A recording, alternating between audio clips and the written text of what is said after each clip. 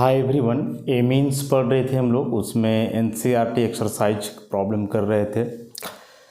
कुछ प्रॉब्लम्स हमने ऑलरेडी कर लिया था डील 13.6 तक हम लोग कर लिए थे। अब इसमें क्वेश्चन नंबर 13.7, इसमें से कुछ रिएक्शंस दिए हुए हैं और उन रिएक्शन पे शॉर्ट नोट्स लिखना है। जैसे सबसे पहला दिया हुआ है इसमें नंबर 1 में carbyl amine reaction. Carbyl amine reaction पढ़ें। इस रिएक्शन को हम लोग काफ़ी डिटेल में। क्या था रिएक्शन कि the reaction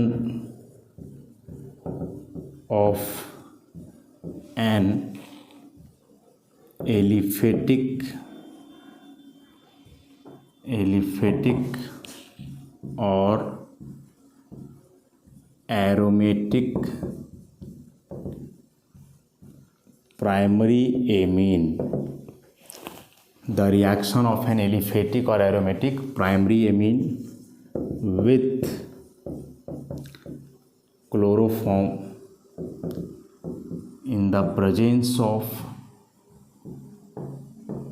in the presence of alcoholic KOH to form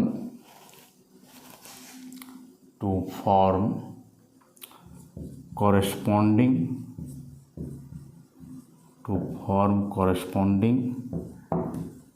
isocyanide is known as carbyl amine reaction. Organic में एक आसान क्या होता है कि यदि कोई नेम रिएक्शन है तो उसमें आप लैंग्वेज याद रखो, इक्वेशन खुद लिखा जाएगा। इक्वेशन याद रखो, लैंग्वेज खुद लिखा जाएगा। दोनों रटने का ज़रूरत बिल्कुल भी नहीं पड़ता है इसमें। कैसे? तो जैसे मान लो कि ये स्टेटमेंट याद है, इक्वेशन नहीं पता है तुम्हें, तो जो लिखा वही साफ आप यहाँ उतारो कि the reaction of an aliphatic और एरोमेटिक प्राइमरी एमीन। तो प्राइमरी एमीन को कैसे रिप्रेजेंट करोगे आप? RNH2 से करोगे। प्राइमरी एमीन को RNH2 से रिप्रेजेंट करोगे विथ किसके साथ? Chloroform CHCl3। This is chloroform. किसके प्रेजेंस में बोल रहा है? Alcoholic KOH। तो प्रेजेंस में मतलब एरो के ऊपर भी लिख सकते हो, यहाँ भी लिख सकते हो। 3 मोल KOH इन्वॉल्व होता है अल्कोहलिक। हीट करोगे। अब बोलोगे सर यहाँ हम कैसे जानेंगे 3 मोल लेना है? तो मत लो 3 मोल। ऑर्गेनिक में उतना मायने नहीं रखता है नंबर ऑफ मोल्स वगैरह। वो अंडरस्टूड है कि ज़रूरत के हिसाब से वो लगेगा ही लगेगा। तो बनेगा आइसोसाइनाइड। याद रखो आइसोसाइनाइड ऐसा होता है अल्काइल आइसोसाइनाइड। और साइड प्रोडक्ट को लिखो तो ठीक, ना लिखो फिर भी ठीक। ऑर्गेनिक में साइड प्रोडक्ट बहुत वैल्यूबल नहीं होते हैं। ये हो गया कार्बाइल एमीन रिएक्शन कि the reaction of an aliphatic और aromatic primary amine with chloroform in the presence of alcoholic KOH to form corresponding isocyanide is known as carbylamine reaction. अब जैसे इसी रिएक्शन को समझने के लिए ऐसे बताया गया था कि यदि यह कोई ऐसा प्राइमरी एमीन है, एमीन, तो एमीन में भी यह एनिलीन हो गया ना, एनिलीन हो गया। क्लोरोफॉर्म से रिएक्शन था ऐसे 3 मोल KOH। तो E यहाँ से इतना बाहर हुआ था, E बाहर हो गया था। तो क्या बना? NC हो गया। देखो यहाँ N बचा, यहाँ C बचा केवल, और बाकी यहाँ से 3 HCl बाहर होगा तो रिएक्शन करेगा इससे। तो 3 KCl + 3 H2 बन गया फिनाइल आइसोसाइनाइड। तो ये कार्बाइल एमीन रिएक्शन एग्जाम में आता है। तो ऐसे ही नोट्स लिखने का मतलब कि आप स्टेटमेंट लिखो और उसका इक्वेशन लिखो, दोनों ज़रूरी है। केवल एक से काम नहीं चलेगा। ये नहीं कि स्टेटमेंट लिख दिए, इक्वेशन नहीं लिखने आ रहा है तो फिर नंबर नहीं मिलेगा। हाँ, स्टेटमेंट गड़बड़ी है, इक्वेशन सही है तो ठीक है, लेकिन इक्वेशन गड़बड़ है तो फिर दिक्कत है। यही कार्बाइलेमिन रिएक्शन था।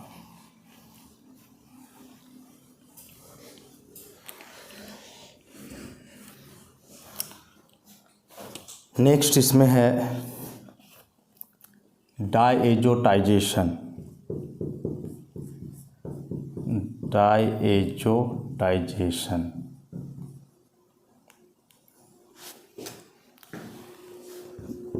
क्या लिखोगे? The process of converting N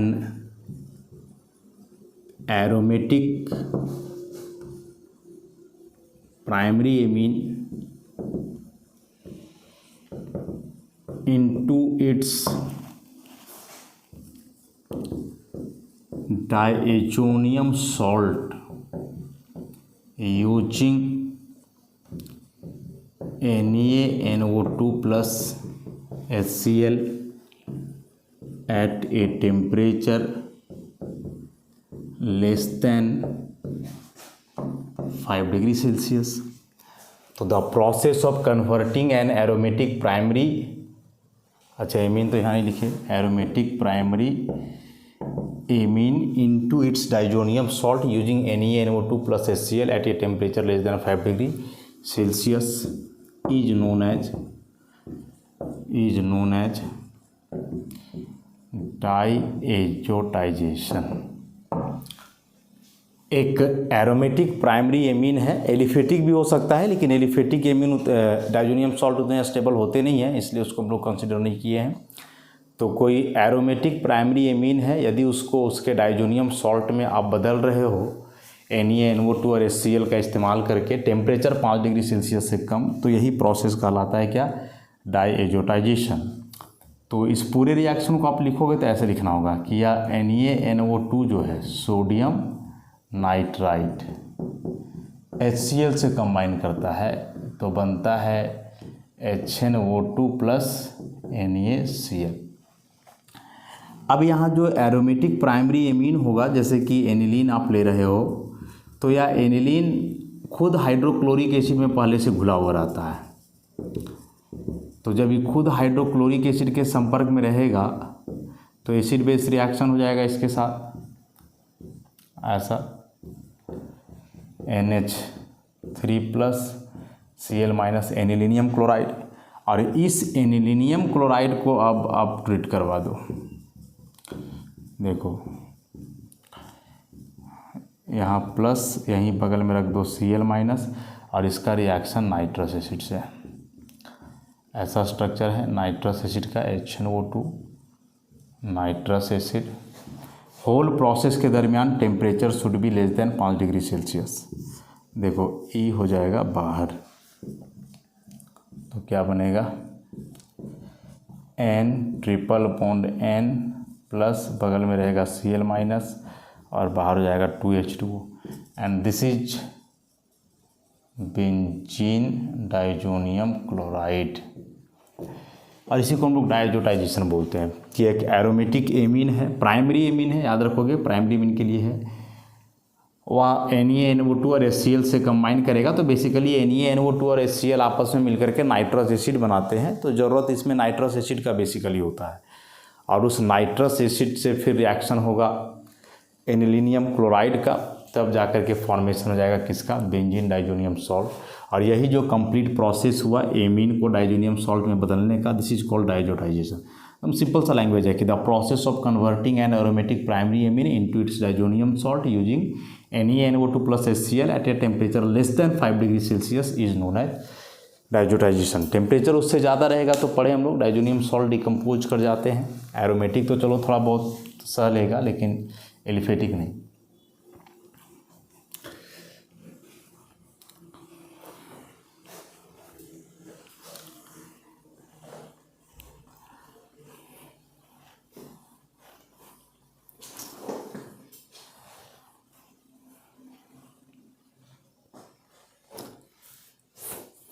next, Hofmann bromamide degradation.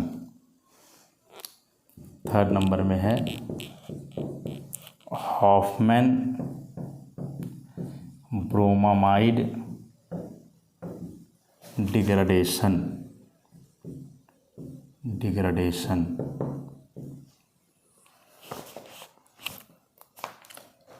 या ब्रोमामाइड रिएक्शन लिखा हुआ है तो वही चीज़ है। क्या इसमें हमने पढ़ा था? The reaction of A primary amide with Br2 in the presence of aqueous KOH to form corresponding primary amine which has one carbon atom less than the parent amide is known as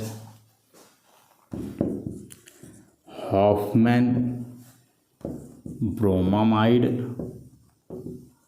degradation. अब पहले भी हम बोले थे कि है बेहद important reaction है।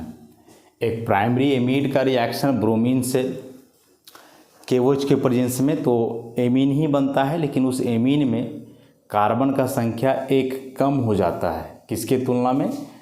तो जो अमाइड हम लोग लिए थे शुरू में उसके तुलना में। तो जैसे आप प्राइमरी अमाइड ले लो, जैसे बेंजामाइड लिया हमने, Br2 से रिएक्शन एक्वस KOH या NaOH कुछ भी हो सकता है, और इसके साथ आप स्ट्रांगली हीट किए, तब यहाँ से क्या बनता है? NH2 side product KBr K2CO3, balance करोगे इक्वेशन को, एनिलीन। ये हॉफमैन ब्रोमामाइड बताए थे। हॉफमैन नाम है, ब्रोमामाइड इसलिए यूज करते हैं क्योंकि रिएक्शन का जब आप मैकेनिज्म लिखोगे तो वहाँ ब्रोमामाइड बनता है एक इंटरमीडिएट, इसीलिए। और डिग्रेडेशन वर्ड इस्तेमाल करते हैं क्योंकि कार्बन का संख्या कम हो जा रहा है। अमाइड में एक कार्बन है, यहाँ कार्बन नहीं दिख रहा है, तो एक कार्बन कम हो जा रहा है, that's why degradation is used.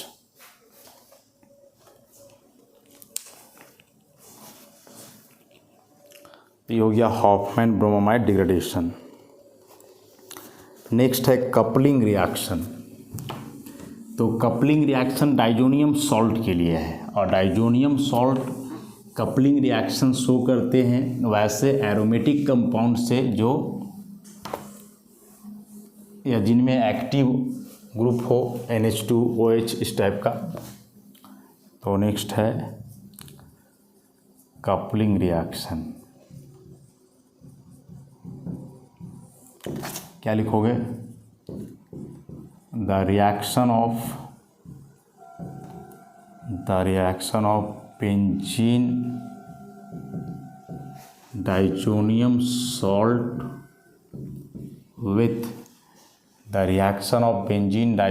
Salt with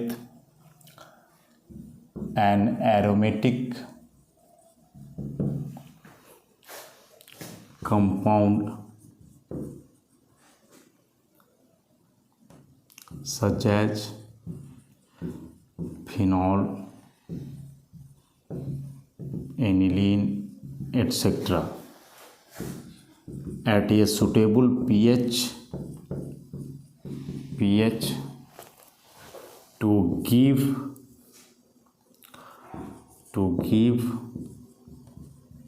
corresponding product is called coupling reaction.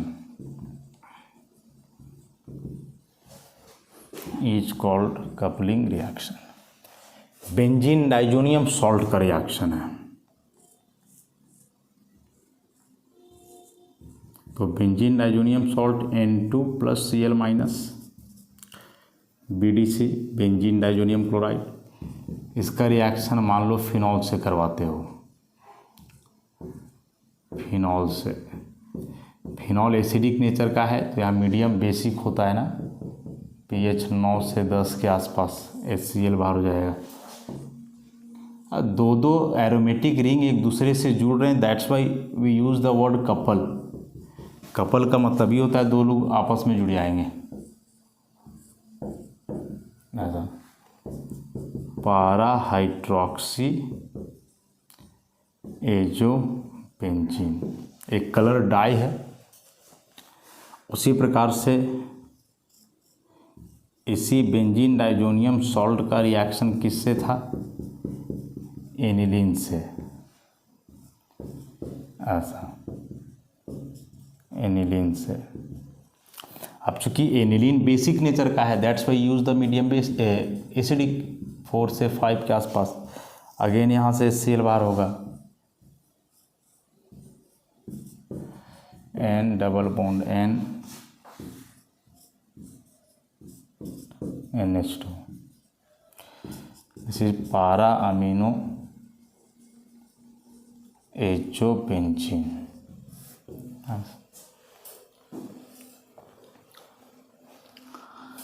तो कपलिंग रिएक्शन, ये कपलिंग वर्ड का मतलब हुआ कि दो एक दूसरे से जुड़ जाएंगे, आपस में कंबाइन कर जाएंगे, इसलिए कपलिंग रिएक्शन। तो देख रहे हो दो दो एरोमेटिक सिस्टम जो है एक दूसरे से जुड़ जा रहा है इस ब्रिज से, जिसको हम लोग एजो ब्रिज बोलते हैं, नाइट्रोजन ब्रिज से। और ये सभी एक ना एक कलर डाई है, येलो कलर है तो ऑरेंज कलर है, ऐसे करके। तो इसी को हम लोग कपलिंग रिएक्शन के नाम से जानते हैं। बाकी डिटेल तो इसको चैप्टर में पढ़े ही हम लोग, बस अभी नोट्स लिखना है तो काफ़ी है।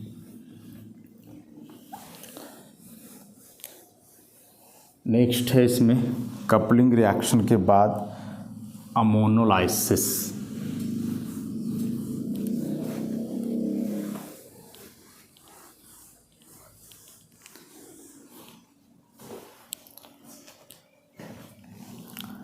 नेक्स्ट 5 नंबर में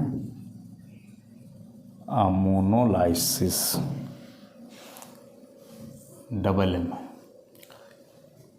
तो देखो अमोनोलाइसिस, ये लाइसिस वर्ड का मतलब होता है क्लीवेज, टूटना, कटना, कुछ भी।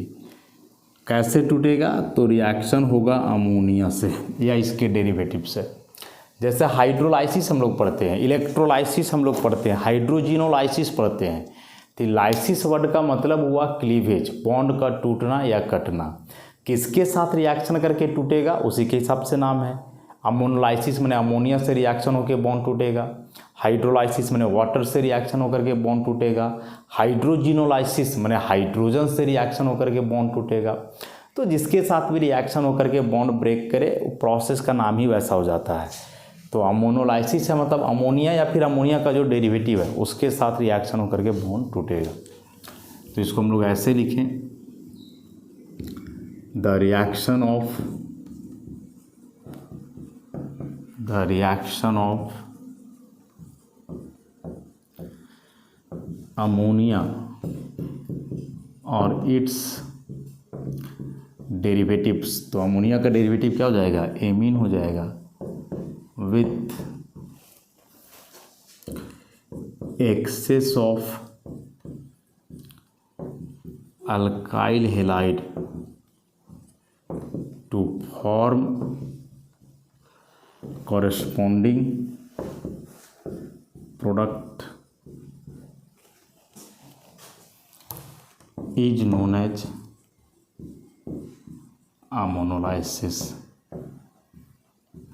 अमोनिया इसके डेरिवेटिव का रिएक्शन होगा अल्काइल हैलाइड का एक्सेस से, मैंने लिमिटेड अल्काइल हैलाइड नहीं है, ज़्यादा मात्रा में है, तो प्रोडक्ट बनेगा उसके अनुरूप। क्या? सो देखो, जैसे मान लो कि सबसे पहले आप अमोनिया लेकर के चल रहे हो, ठीक है। इसका रिएक्शन हेलोअल्केन का 1 मोल से करवाओ, तो इसको आप ऐसे लिख दो, R नाइट्रोजन और इससे 2 हाइड्रोजन। ये नाइट्रोजन में जो 3 था, अब 1 तो निकल गया ना, HX बाहर, तो 2 बचे। अब एक एक करके ऐसे ही होते जाएगा, RX, फिर यहाँ से HX बाहर होगा, तो RNRH। तो ई हुआ 1 डिग्री एमीन, फिर 1 डिग्री एमीन बदल गया किसमें 2 डिग्री एमीन, फिर से रिएक्शन होगा तो एक HX बाहर, तो 3 डिग्री एमीन, और 3 डिग्री एमीन का फिर से एक बार रिएक्शन हो सकता है जिसमें सब्स्टिट्यूशन होता है ना, ऐसा R4N plus X minus 4 degree ammonium salt. ये 3 डिग्री एमीन है और ये 4 degree ammonium salt.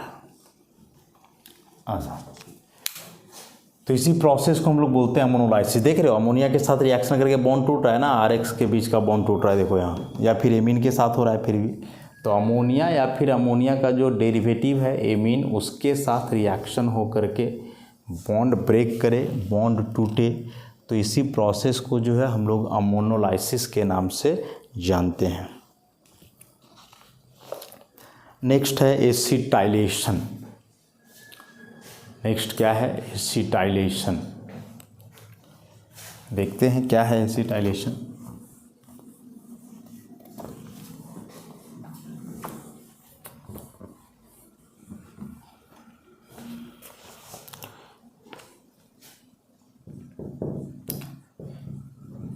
Acetylation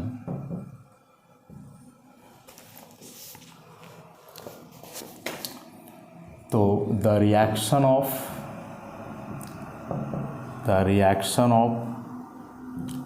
primary और secondary amine with acetyl chloride और acetic anhydride in the presence of a base to form corresponding amide is known as acetylation. इसमें कोई primary या secondary amine का reaction है एक फिक्स एसिटाइल क्लोराइड से या फिर एक फिक्स एसिटिक एनहाइड्राइड से बेस के प्रेजेंस में, तो अमाइड बनेगा और इसी को एसिटाइलेशन बोलते हैं। जैसे कोई प्राइमरी एमीन आप ले लो, मान लो CH3CH2NH2 लेते हो, 1 डिग्री एमीन है, 1 डिग्री एमीन है इथेनामाइन, और इसका रिएक्शन आप करवा दो एसिटाइल क्लोराइड से, एसिटाइल क्लोराइड से बेस के प्रेजेंस में, तो यहाँ से HCl हो जाएगा बाहर, CH3CH2NH C double bond O CH3, और इसका नाम क्या हो जाएगा N इथाइल एसिटामाइड, एसिटामाइड जो कि एक 2 डिग्री अमाइड हुआ। अच्छा, अभी दोनों को ज़रा मिलाओ, इस एमीन को और इस अमाइड को मिलाओ तो क्या पाओगे कि एमीन में जो नाइट्रोजन से 2 हाइड्रोजन जुड़ा था, एक हाइड्रोजन यहाँ से हट गया और हाइड्रोजन के जगह पे पूरा ग्रुप जा कर के जुड़ा है, और इस पूरे ग्रुप को ही हम लोग बोलते हैं एसिटाइल ग्रुप। तो एक प्रकार से बोल सकते हो कि एमीन में हाइड्रोजन का रिप्लेसमेंट हो गया एसिटाइल ग्रुप से, हाइड्रोजन का रिप्लेसमेंट हो गया किससे, एसिटाइल ग्रुप से। That's why this process is called acetylation. Benzoyl से करोगे तो बेंजोइलेशन। उसी प्रकार से एनहाइड्राइड से भी हो सकता है। इस बार 2 डिग्री एमीन ले लो, CH3N CH3H 2 डिग्री एमीन ले लो और एसिटिक एनहाइड्राइड से करवा दो। एसिटाइल ग्रुप लाना है तो एसिटाइल ग्रुप लाने के लिए यही 2 है, यही 2 मतलब एसिटाइल क्लोराइड और एसिटिक एनहाइड्राइड, वही बेस होगा। या देखो ऐसा, तो CH3N CH3 C double bond O CH3 plus acetic acid, ये 3 डिग्री अमाइड बन गया NN डाइमिथाइल एसिटामाइड। तो यहाँ भी देखोगे तो ये H रिप्लेस होकर के पूरा एसिटाइल ग्रुप आया है, इसलिए इसको भी हम लोग क्या बोल रहे हैं, एसिटाइलेशन बोल रहे हैं। तो है क्या, समझ गए कि किसी भी एमीन में प्राइमरी और सेकेंडरी, टर्शियरी नहीं करेगा, क्योंकि टर्शियरी में नाइट्रोजन से जुड़ा कोई हाइड्रोजन नहीं है, तो हाइड्रोजन का रिप्लेसमेंट नहीं होगा उसमें। तो एसिटाइल क्लोराइड या फिर एसिटिक एनहाइड्राइड से, तो इसी को हम लोग एसिटाइलेशन बोलते हैं, क्योंकि एसिटाइल ग्रुप जा करके जुड़ता है हाइड्रोजन के जगह, एसिटाइलेशन। वैसे बताए कि यदि यहाँ बेंजोइल क्लोराइड लेते या बेंजोइक एनहाइड्राइड लेते तो फिर बेंजोइल ग्रुप जुड़ता तो वह बेंजोइलेशन कहलाता, और नॉर्मली कोई लेकर के चलते तो उसको एसाइल ग्रुप बोलते हैं, तो एसाइलेशन कहलाएगा। तो जिस ग्रुप के द्वारा सब्स्टिट्यूशन हो वैसे ही रिएक्शन का हम लोग क्या करते हैं, नाम रखते हैं। तो एक इसमें और बच गया है जिसको हम लोग नेक्स्ट लेक्चर में करेंगे। तो आज के लिए इतना ही, धन्यवाद।